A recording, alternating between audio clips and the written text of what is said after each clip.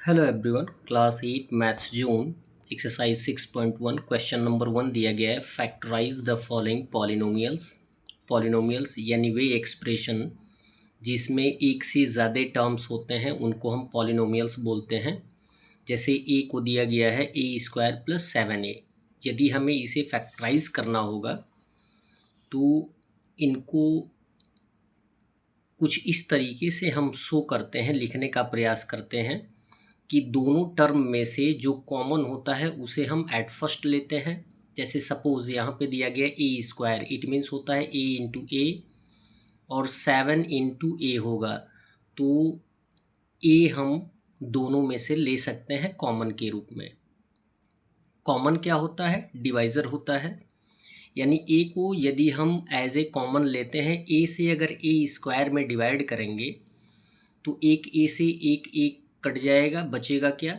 Single ए हो गया, plus यहाँ पर भी 7a में a से डिवाइड करेंगे तो a से a कट जाएगा, 7 बच जाएगा। ये होगा हमारा आंसर और यही हमारा हो जाएगा फैक्टराइजेशन।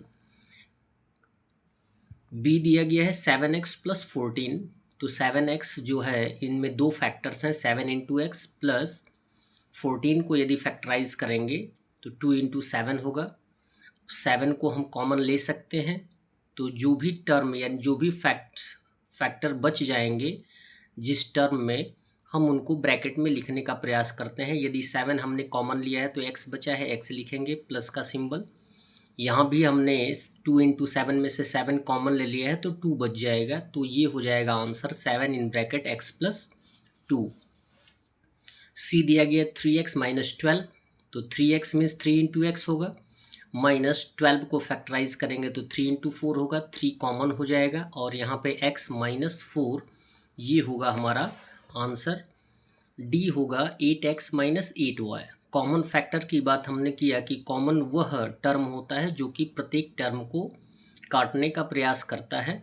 जैसे सपोज 8x में से और -8y में से यदि हमने 8 कॉमन ले लिया है तो सपोज़ 8 से हम 8x में डिवाइड करेंगे तो 8 से 8 कट जाएगा, x बच जाएगा, -8y में 8 से डिवाइड करेंगे तो 8 से 8 कट जाएगा, बचेगा क्या? y। तो ये हो जाएगा हमारा आंसर 8x - y।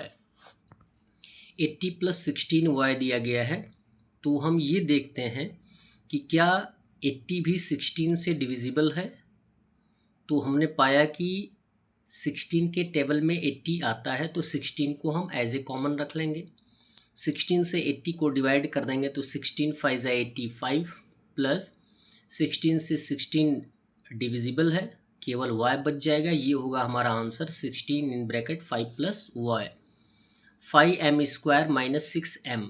यहाँ पे जो न्यूमेरिकल फैक्टर है इसमें कोई कॉमन नहीं लेने लायक है।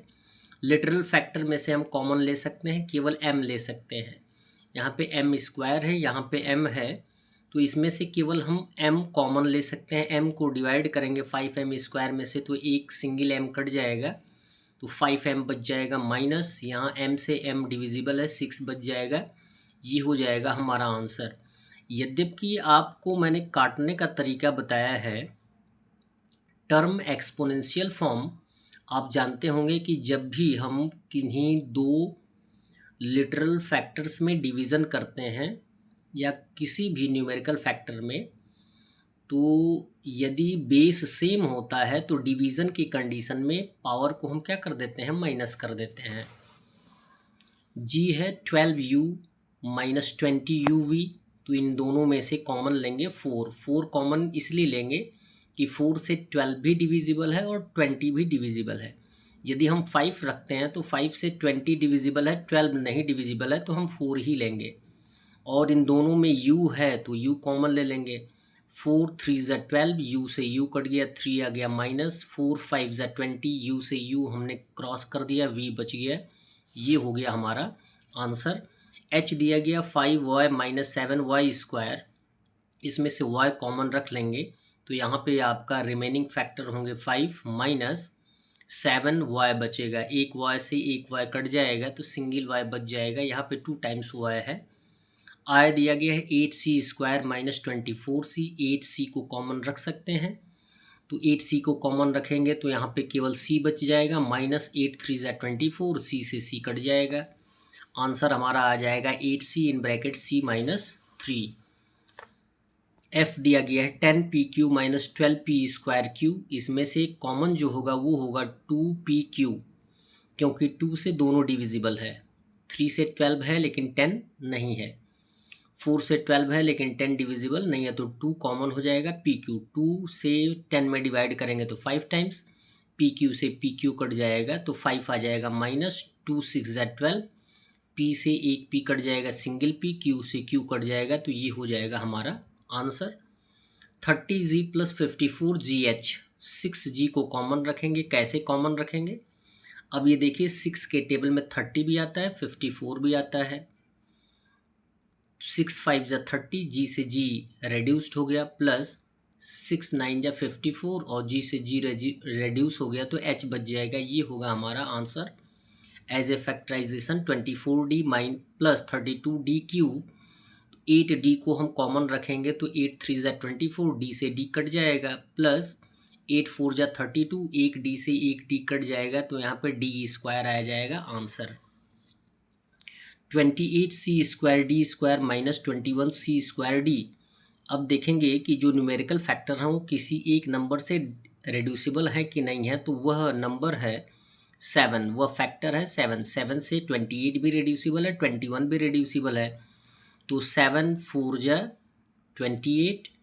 अब c² हम कॉमन रख सकते हैं, क्योंकि c² दोनों टर्म में, c² कॉमन हो गया। d को भी हम कॉमन रख सकते हैं, c² से c² कट जाएगा, एक d से एक d कट जाएगा, तो यहाँ पे सिंगल d बचेगा, तो 4d हो गया, माइनस 7 3 ज़ा 21, c² से c² कट जाएगा, d से d कट जाएगा, तो हमारा आंसर आ जाएगा 7c² in bracket 4d minus 3।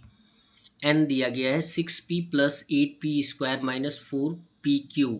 2p को हम एज ए फैक्टर रख सकते हैं कॉमन, 2 3 ज़ा 6, p से p कट गया, प्लस 2 4 ज़ा 8, एक p से एक p कट जाएगा तो सिंगल p बचेगा, माइनस 2 2 ज़ा 4 और एक p से एक b कट जाएगा तो p² हमारा आंसर आ जाएगा।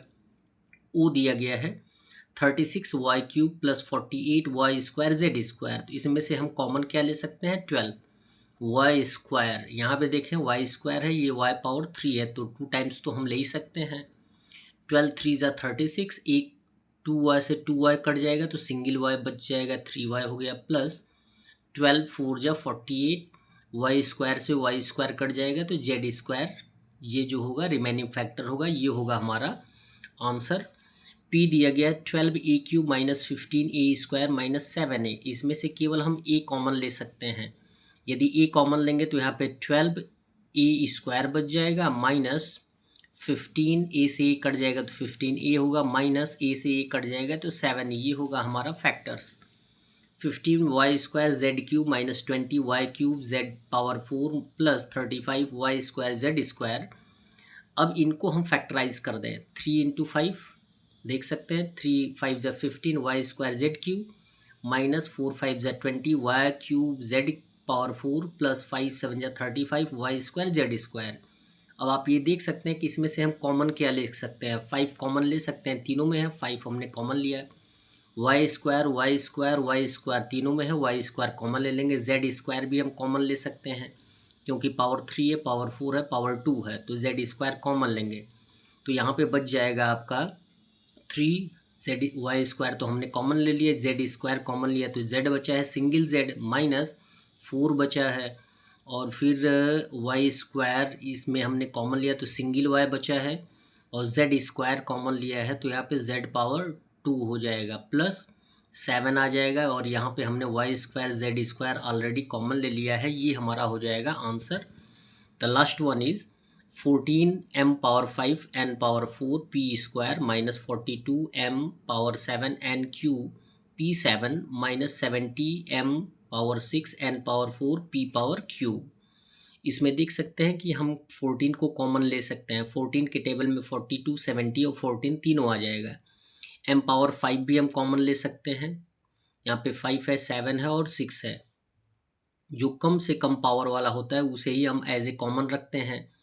n⁴ कॉमन ले सकते हैं, क्योंकि यहाँ पे n⁴ 3 है, कम वाला n पावर 4 ये कॉमन है तो n पावर 3 कॉमन के रूप में आ जाएगा, p स्क्वायर कॉमन ले लिया जाएगा, 14 1 जा 14 1 हो गया, m पावर 5 कॉमन ले लिया गया, n क्यूब कॉमन लिया गया तो इसमें सिंगल n बचा हुआ है तो n लिख देंगे, और p स्क्वायर ऑलरेडी हमने कॉमन ले लिया है तो केवल फैक्टर बचा क्या है n, माइनस का सिंबल देंगे, 14 3 जा 42, m पावर 5 हमने कॉमन लिया है तो यहाँ पे 7 में से 5 माइनस कर देंगे तो m स्क्वायर आ जाएगा, n पावर 3 हमने कॉमन लिया है तो 3 माइनस 3 क्या हो जाएगा 0, क्लियर है।